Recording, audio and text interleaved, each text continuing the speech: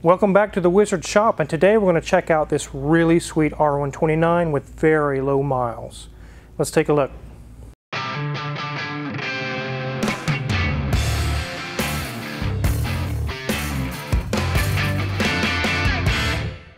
So this is a 2000 Mercedes-Benz R129 or SL500. It's actually probably my favorite Mercedes-Benz model.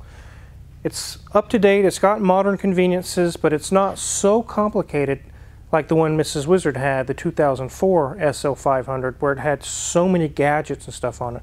These are still simple, but yet they got modern conveniences and they look really, really cool.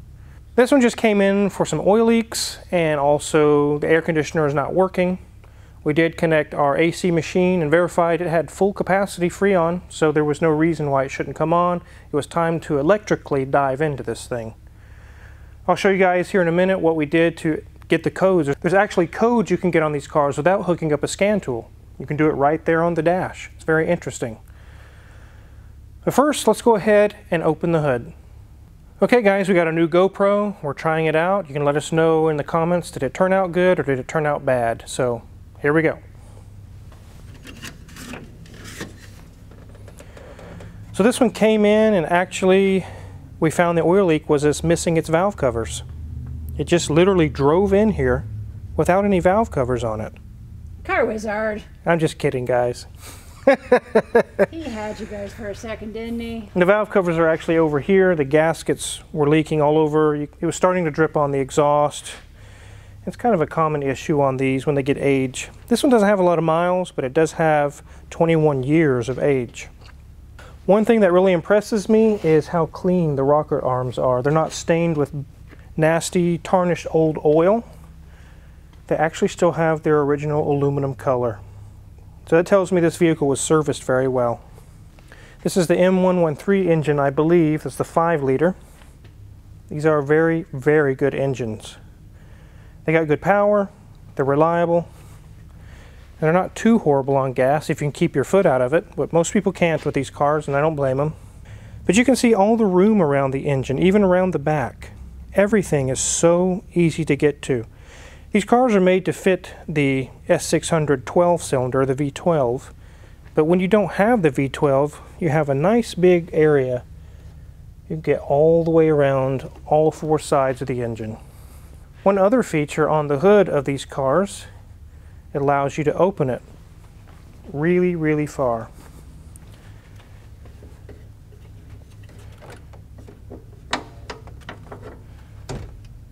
There's that side.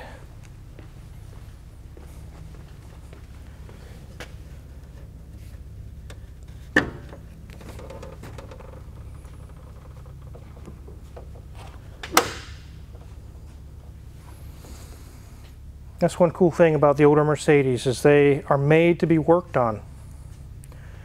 Look back here, guys. You can see the transmission bell housing. You can see everything. I'm glad it's that way because the crankshaft position sensor is right back there. Those are common on these to fail and cause a no start condition. And they're really easy to get to. Also, as you can see, we've already started on the job. We've got the approval. We're going to do the valve cover gaskets to take care of the oil leak. We're also going to do all 16 spark plugs while we're here and have everything apart. Yes, that's right, guys. If you're looking for an SL500 of this year range, it does not have 8 spark plugs. There are 16. 2 for every cylinder. I'll show you guys over here. There's 1, 2, 3, 4, 5, 6, 7, 8. On one side of the engine. There are 8 more over here. I've actually had people with Dodge Rams with the Hemis, which had 2 plugs per cylinder, and also these cars. Some of my buddies that work in the auto parts business say every time a customer comes to get a set of plugs for one of these, they think in their mind 8 plugs. And when they tell them it's going to be $140 in spark plugs, the people go crazy. They're like, what? It's like, bro, you better go recheck yourself. There's 16 on these.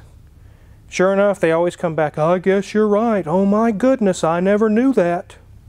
A lot of people don't know that. That's why I'm telling you guys. So that's pretty much all we're doing under the hood. Everything else is like new condition. It doesn't need anything else. So the AC wasn't turning on, and on these cars you don't even need a scan tool to get the codes to get a very quick answer of what's going on. I'll turn the key on and our HVAC control head will turn on. Right now it's on low and it's going to turn on the fan and do everything it's supposed to do. But what you do is you hold rest and defrost for 2 seconds, probably 3 seconds. Now we're in diagnostic mode, DIA, and you can go through, look at the different codes, you can end it.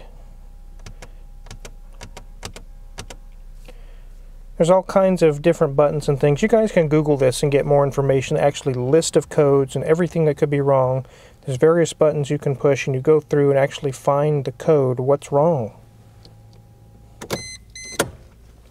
So based on the codes that we got on that control module, we were able to verify that our evaporator core temperature sensor, which is right here, was bad. This tells the control module how cold the evaporator core is getting, if it should shut off, if it's getting too cold or not cold enough. And when this goes bad, the computer doesn't know which way to go, so it just says, screw it, I'm not even going to turn on the AC. You're not even allowed to have the AC right now. I'm not going to give it to you. All because of this. That's our computer age stuff that goes on anymore. It's actually right down there by the gas pedal. It's very easy to get to. It's up there in the HVAC box. It's actually not hard to do at all. We'll get this replaced, clear the codes out of the control head, and we'll have AC again. That's all it takes. Okay, ladies and gents, here's the surprise. It has 57,000 miles on it. That's it. That's just crazy for as low of miles as this is. And of course it has classic Mercedes gauges up there. If you look at the dash, again, another garage princess. She is living inside. Again, nice wood interior. Just classic Mercedes. Mercedes doesn't change what they do very often. And that's what gives them that classic design of being, you know, a Mercedes. It does have nice leather seats. It does have nice leather on the door. And it does have some nice wood accents. The back seat, which is actually bigger than what it was in my SL500. But again, no place to actually, you know, put a person, not meant to, but it does have some nice space back there, so you could definitely prop some packages back there. The one thing that is different from the one I had is that mine had tiny little baby seat belts to keep whatever your packages were from, you know, blowing around if the top was down. The back deck looks really good. Mine did have some issues where it started to curl and peel off of that back lid, but not in this case. This is actually a true headliner. It is a hard top convertible, so when you want the top off, this whole baby comes off and you have to store it in the garage. So can't just go tops off on the fly. So as always, ending up that steering wheel, it's looking really good. Classic Mercedes all the way around in this package. Let's get this up in the air. One other thing we're going to replace under the hood while we're there is the heater valve. This is a mono valve. It doesn't have dual climate control. But there was a code also in the HVAC control head for this being faulty. It was currently working, but the customer said if there's a code, if there's been an error in the past, he said just do it, to replace it. Let's just go ahead and get it done. It's here. Let's get it over with. So we're going to be replacing this as well, the little heater valve. As you can imagine, Magic Mike is actually doing the work on this. He's a very good Mercedes mechanic. He did it for 7 or 8 years at the dealership. But even he remarked when working on this car that a lot of the bolts even still have their CAD plating on them. It's like it's brand new from the factory. This is really a top-notch R129. And like I said, it's my favorite Mercedes model of all of them. It's just a really clean, classic design. Let's go ahead and get this thing in the air and let you guys see how nice it is on the bottom.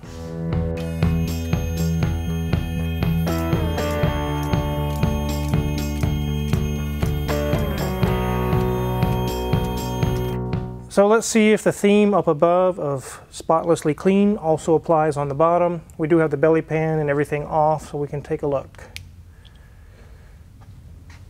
The serpentine belt looks good.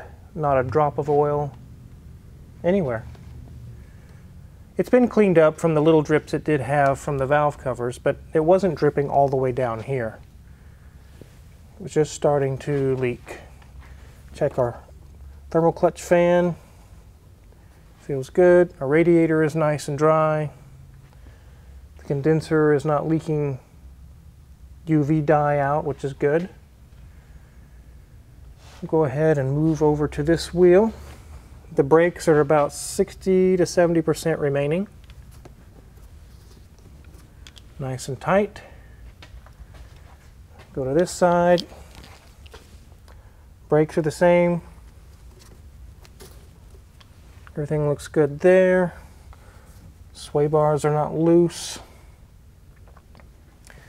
If we look up in here where you can see that there's a little bit of wetness on the exhaust manifold flange there. That's where our valve covers were starting to leak and cause kind of a smell, an oily smell. That will be solved with the new gaskets.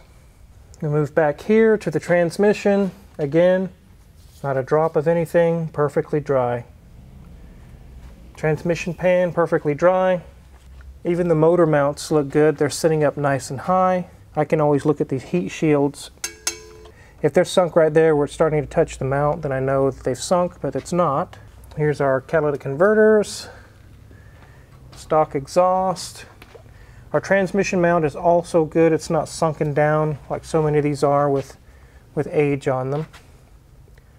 The flex disc looks good. Thing's nice and new looking. Our exhaust goes back 2 into 1 right here. Our flex disc here also looks good. Nothing dripping on the differential. The CV boots look good. Our brakes are also about 60% back here. Everything's good. Sway bar links and bushings are tight.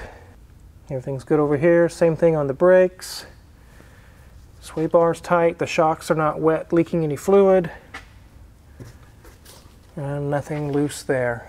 There's a spare tire, big, heavy muffler. I've actually taken these off of some of these cars where customers wanted a different muffler, and these mufflers are so heavy. I mean, they're like 40 pounds or something. It's crazy. Check the tires real quick. So these tires are from 2010. You can see right there it says 0710. So I will let the customer know that although the tires have tread life left in them, they are 11 years old. I'll leave the discretion up to the customer whether he wants new tires, but I would recommend that he gets a new set of 4. Let's go ahead and get this thing on the ground.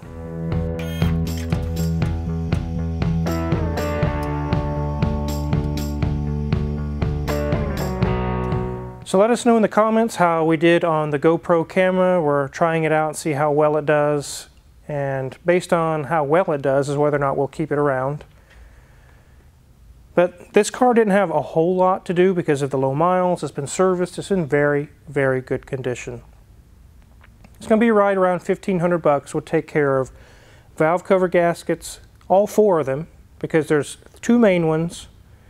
And then on the valve covers themselves, there's 2 small PCV style covers that get silicone. Those also have to be resealed. That takes time.